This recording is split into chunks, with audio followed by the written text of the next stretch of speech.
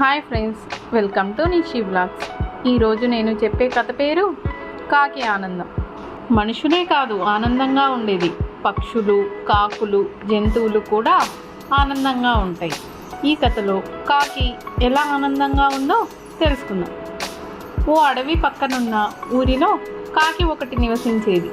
అది అప్పుడప్పుడు అడవిలోకి కూడా వెళ్ళేది. ఒకసారి వనంలోని కొలనులో ఒక హంసను చూసింది.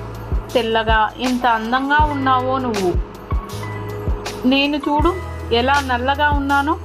నాకు తెలిసి నీ అంత సంతోషంగా ఏ పక్షి ఉండి ఉండదు అంది కాకి.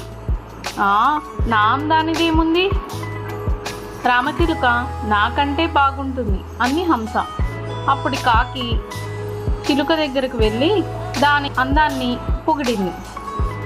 దానికి చిలుక, నువ్వు మరీ నన్ను పొగిడేస్తున్నావు, అసలు అందమంటే నెమలిదే. నాకైతే కేవలం 2 రంగులే, నెమలికైతే చాలా రంగులు, పైగా దాని పింఛం భలే ముచ్చటగా ఉంటుంది. ఇక దాని నాట్యం సంగతి ఇంక చెప్పనవసరం లేదు అంది రామచిలుక. కాకి వెంటనే నెమలి దగ్గరికి వెళ్ళి ఇదే విషయాన్ని చెప్పింది. అసలు నీది అందం కాదని ఎందుకు అనుకుంటున్నావు? నా విషయానికి వస్తే ఎప్పుడు ఏ వేటగాడు వస్తాడో, ఏ వైపు నుంచి దాడి చేస్తాడో అని భయంగా బతకాల్సి వస్తుంది. పైగా నాకు నీ అంత బాగా ఎగరడమూ రాదు. ఇంకా మీ కాకి జాతిలో ఉన్న ఐకమత్యము మాలో లేదు. మరో విషయం ఏమిటంటే నువ్వు ఎంచక్క జనాల్లోనూ వనాల్లోనూ కూడా విహరించగలవు. కానీ మాకు అదృష్టం లేదు.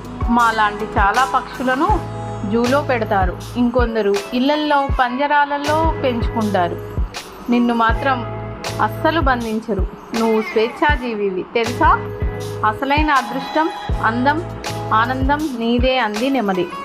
అప్పటి వరకు తన రూపాన్ని తలుచుకొని బాధపడే కాకి నెమలి మాటలతో ఆనందపడింది. ఈ సృష్టిలో ఎవరి అందం వారిది, ఎవరి సమస్యలు వారివి. ఉన్నదాంతో సంతృప్తిగా జీవించడంలోనే ఆనందం ఉంది అనుకుంటూ రివ్వున గాల్లోకి ఎగిరి పల్లె వైపు పయనమైంది.